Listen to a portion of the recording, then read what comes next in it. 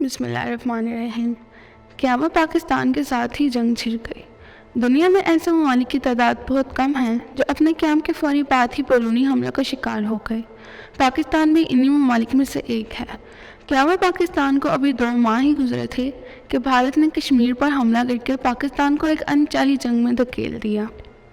قصہ کچھ یوں ہے کہ کشمیر بھی ان 560 سے زائد ہندوستانی ریاستوں کا حصہ تھا جنہیں آزادی کے بعد پاکستان یا بھارت میں سے کسی ایک ملک میں شامل ہونا تھا۔ کشمیر کی سرحد چونکہ پاکستان سے ملتی تھی اور وہاں مسلمان اکثریت میں تھے، اس لیے کشمیر کا پاکستان سے الحاق فطری بات تھی۔ لیکن کشمیر کے مہاراجہ ہری سنگھ نے بھارت سے ساز بحث شروع کر کے کشمیر میں پاکستان کی حمایت کرنے والے مسلمانوں کا قتل عام شروع کر دیا۔ کشمیریوں نے راجہ کے ارادے کو بھانپ کر اس کے خلاف بغاوت شروع کر دی۔ پاکستان سے بھی ہزاروں قبائلی اپنے کشمیری بھائیوں کی مدد کے لیے پہنچ گئے۔ کشمیریوں اور قبائلیوں کا مشترکہ لشکر سری نگر پہنچا تو مہاراجہ ہری سنگھ دلی فرار ہو گیا، جہاں اس نے کشمیر کا بھارت سے الحاق کرنے کے دستاویز پر دستخط کر دیے۔ اس واقعے کے بعد بھارت نے جنگی طیاروں سے فوج کشمیر میں اتاری اور سری نگر پر قبضہ کر لیا۔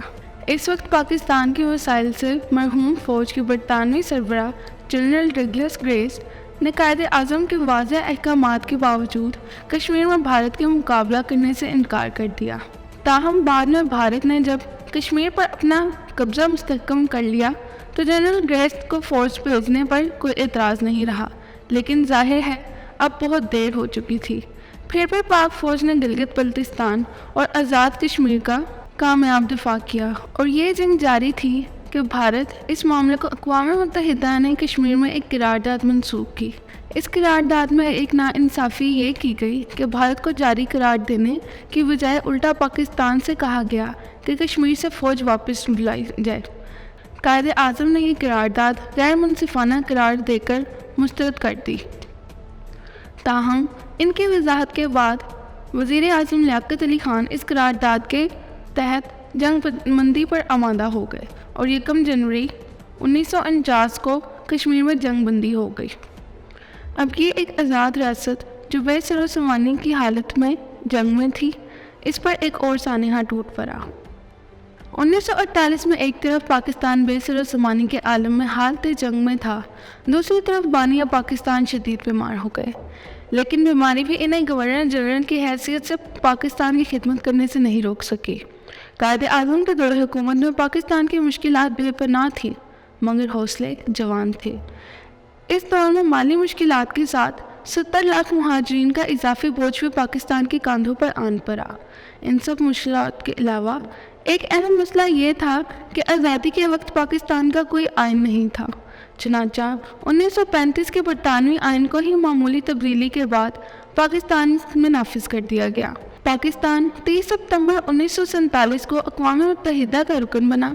سب سے پہلے پاکستان کو ایران نے تسلیم کیا اور پھر فرانس میں پاکستان کا قومی پرچم سب سے پہلے لہرایا گیا۔ لیکن ایک بات جسے شاید بہت کم لوگ جانتے ہیں وہ یہ ہے کہ جب پاکستان اقوام متحدہ کا رکن بنا تو دنیا میں صرف ایک ملک تھا جس نے پاکستان کو تسلیم کرنے سے انکار کر دیا، اور وہ ملک تھا برادر اسلامی ملک افغانستان۔ تو یہ تھے وہ حالات جن میں بیمار قائد اعظم کو انتہائی خطرناک حالت میں بلوچستان کی شہر زارت سے کراچی لایا گیا۔ آپ ایئرپورٹ پر اترے تو بیماری سے نڈھال تھے، لیکن انہیں اس حالت میں لے جانے کے لیے ایک کھٹارا سی ایمبولینس بغیر نرس کے بھیج دی گئی۔ اس پر ستم یہ ہے کہ وہ ایمبولینس جس نے قائد اعظم کو ان کی رہائش گاہ تک پہنچانا تھا وہ راستے میں ہی خراب ہو گئی۔ جب دوسری ایمبولینس منگوائی گئی تو اس دوران 1 گھنٹے کا وقت لگ گیا جس میں محترمہ فاطمہ جناب بیمار بانیہ پاکستان کو پنکھا چلتی رہیں۔ اس سوال کا جواب آج تک کسی کے پاس بھی نہیں کہ یہ خراب ایمبولینس بھیجنا ایک سازش تھی یا ایسا ایک بے سر و سامانی سے لڑتی ریاست میں کمیونیکیشن کے گیپ کی وجہ سے ہوا۔ یہ بھی کہا جاتا ہے کہ قائد اعظم کی آمد کے بارے میں لیاقت علی خان آگاہ نہیں تھے۔ یہ عذر بھی پیش کیا جاتا ہے کہ اس وقت پورے کراچی میں صرف 2 ایمبولینس تھیں جن میں سے ایک کو قائد اعظم کے لیے بھیج دیا گیا۔ شاید یہ کمیونیکیشن کی تاریخی غلطی ہو، لیکن بہت سے لوگ آج بھی مانتے ہیں کہ خراب ایمبولینس بھیجنا دراصل سوچی سمجھی سازش ہے۔ قائد اعظم جب گھر پہنچا تو وہ بیماری سے بری طرح نڈھال ہو چکے تھے۔ آخر وقت میں ان کی بہن محترمہ فاطمہ جناح اور ذاتی معالجے کے سوا ان کے ساتھ کوئی دوسرا موجود نہیں تھا۔ وہاں موجود لوگوں کے مطابق ان کے آخری الفاظ تھے، اللہ پاکستان۔ انہوں نے یہ کہا اور جان آفرین کے سپرد کر دی۔ قائد اعظم کے جنازے میں 6 لاکھ لوگ شریک ہوئے۔ قائد اعظم کی وصیت کے مطابق ہی ان کی نماز جنازہ علامہ شبیر احمد عثمانی نے پڑھائی اور خواجہ ناظم الدین کو پاکستان کا دوسرا گورنر جنرل بنا دیا گیا۔ ادھر قائد اعظم جہان فانی سے رخصت ہوئے، ادھر حکومتی ایوانوں میں روایتی سازشیں جنم لینے لگیں۔ اس سارے خطاب کو اگر کوئی شخص قائد اعظم کے بعد سنبھالنے کی صلاحیت رکھتا تھا تو وہ پاکستان کے پہلے وزیر اعظم خان لیاقت علی خان تھے۔ بانی پاکستان کے بعد لیاقت علی خان مختار گل ہو گئے اور پاکستان کی قسمت کے اہم ترین فیصلے کرنے لگے۔ اس وقت ایک طرف پاکستان کا آئین تشکیل پا رہا تھا اور دوسری طرف پاکستان کو اپنی تاریخ کا ایک اور اہم ترین فیصلہ کرنا تھا۔ یہ فیصلہ تھا روس اور امریکہ کی سرد جنگ میں کسی ایک کا اتحادی بننا یا غیر جانبدار رہنا۔ پاکستان نے یہ تاریخی فیصلہ امریکہ کے حق میں کیا، حالانکہ پاکستان کے پاس بھارت کی طرح غیر جانبدار رہنے کا آپشن موجود تھا۔ لیاقت علی خان کو سوویت یونین کے رہنما جوزف اسٹالن اور امریکی صدر ہیری ٹرومن دونوں کی طرف سے دعوت تھی، لیکن انہوں نے ماسکو کے بجائے واشنگٹن جانے کو ترجیح دی۔ واشنگٹن میں حسب توقع ان کا پرتپاک استقبال کیا گیا۔ اس دورے سے سوویت یونین یعنی اس دور کے روس اور پاکستان کے تعلقات بگڑ گئے۔ اس پر ظلم یہ ہوا کہ اس دوستی کی وجہ سے پاکستانی عالمی سیاست اور سرد جنگ کی بھول بھلیوں میں الجھ کر رہ گیا، جس کے نتیجے میں اس کی سالمیت اور خود مختاری کو ناقابل تلافی نقصان پہنچا۔ سب سے بڑا نقصان تو یہ ہوا کہ پاکستان آزادانہ خارجہ پالیسی کے راستے سے ہٹ گیا اور عالمی قوتوں کے اعلی کار کے طور پر استعمال ہونے لگا۔ لیاقت علی خان کے دور اقتدار کے آخری سال کافی ہنگامہ خیز رہے۔ 1951 میں میجر جنرل اکبر خان نے حکومت کا تختہ الٹنے کی کوشش کی، لیکن یہ کوشش ناکام رہی اور اس کے تمام کرداروں کو گرفتار کر لیا گیا۔ پاکستانی تاریخ میں حکومت کا تختہ الٹنے کی یہ پہلی غیر سیاسی کوشش تھی۔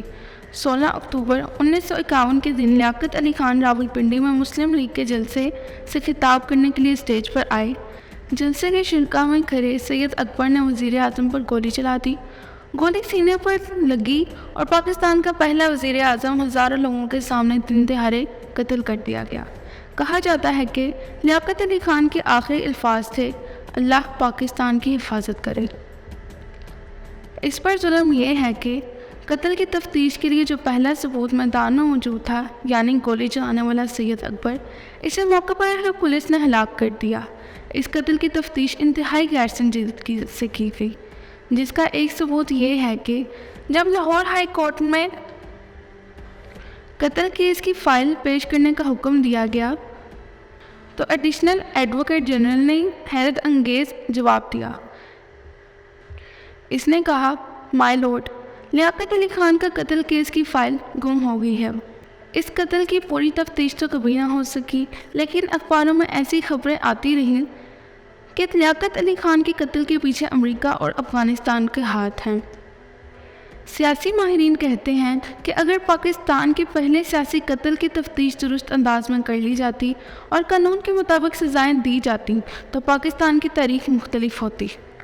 لیاقت علی خان کا دنیا سے اٹھنا تھا کہ پاکستان کے وزیر اعظم کی کرسی ایک مذاق بن کر رہ گئی، جس پر کٹ پتلیاں لائی جاتی اور گرائی جاتی۔ ہمارا چینل ضرور سبسکرائب کیجیے تاکہ ایسی ہی مزید ویڈیوز آپ کو دیکھنے کو مل سکیں۔ تب تک اپنا اور اپنے پیاروں کا خیال رکھیے گا۔ اللہ نگہبان۔